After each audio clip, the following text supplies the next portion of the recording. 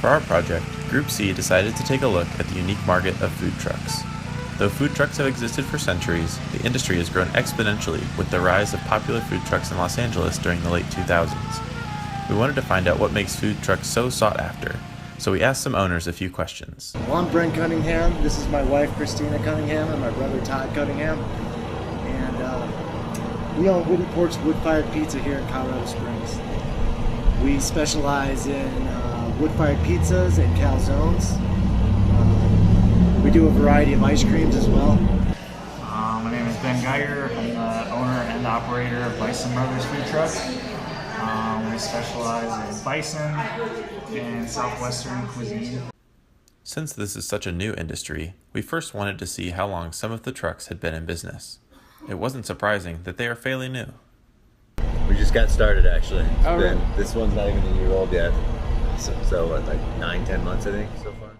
Actually just 4 months. Oh, holy cow. So yeah, we're pretty new. With varying locations, it is sometimes hard to have a consistent amount of customers. We were curious to find out their busiest times. It kind of varies. It just kind of depends on what site we go to and what location we're at. Special events are obviously the busiest times because there's so many people gathered that get a lot of volume there. Otherwise, on average for lunch shifts, we'll do in between 30 to 50 orders usually. We come to breweries at night and we'll average between 40 and 60 pizzas, I guess. So it just kind of varies where we're at and how many people are there, basically. For sure, so that's a tough question. Just because we do so many different events, it's hard to narrow down exactly what our peak times are. During the weekdays during lunch tend to be really well for us, and then it just depends on where we're at. If we're doing a special event, or breweries are really good on the weekends and the evenings. Friday nights, Saturday nights are going to be a lot busier. But yeah, it just really depends on location and what we're doing. A food truck's location ultimately determines how many customers it will have on a given day. While some trucks will drive out independently in search of business, other trucks come out only for big events where they are guaranteed to have a hungry crowd. At some corporations and large workspaces, a different food truck may come every day, scheduled by their very own consumers. When we're doing corporate locations, it's almost all repeat business. I'd say probably 70 to 80%. You get out to breweries or special events, obviously it's more random, so you see a lot of new faces. We definitely have some people that follow us around. Yeah. Our buddy Scott's in there he was there, we saw him Wednesday night, they're here Saturday night, so we definitely have some people that come out and absolutely support us wherever we're at. That's another thing that it kind of depends on the location, but some of our main locations we see a lot of repeats, and at the breweries they have kind of their own following, so they have repeat customers there, and then they in turn become repeat customers for us. The rise of cheap and convenient point-of-sale services like Square have allowed food trucks to incorporate credit card sales instead of just relying on cash. We asked what their main form of payment was and what customers prefer. Definitely more cards. Yeah. I'd say it's probably 70-30. You think right around there? It's about 50-50 cash, credit card.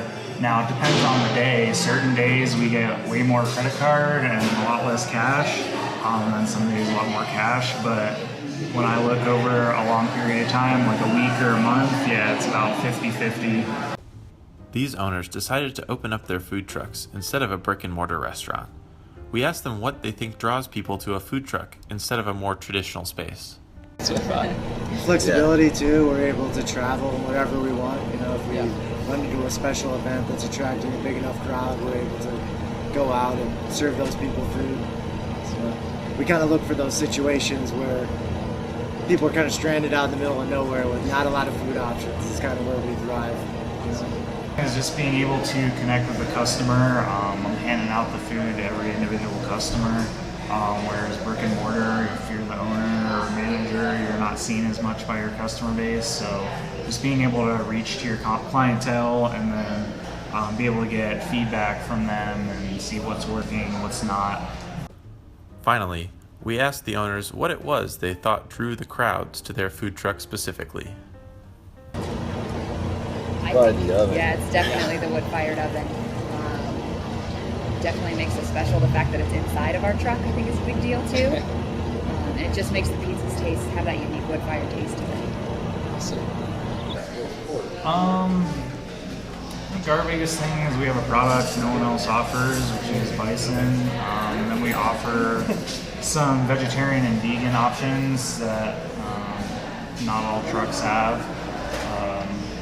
So we just kind of try to keep it inclusive for everyone. And, we've had some articles in the Gazette and Independent highlighting those extra options. And I think that's set us apart. Food trucks are definitely here to stay. While they aren't a replacement for physical restaurants by any means, they give consumers a unique experience in dining, which is sometimes more important than the meal. We think this consumer sums it up well. So what do you like better, going to a restaurant or going to a food truck? I really love the experience of going to a restaurant, and that's probably like my favorite way to eat. And I like to be waited on a lot, but I definitely think that this is a fun alternative to do once in a while. Thanks for watching.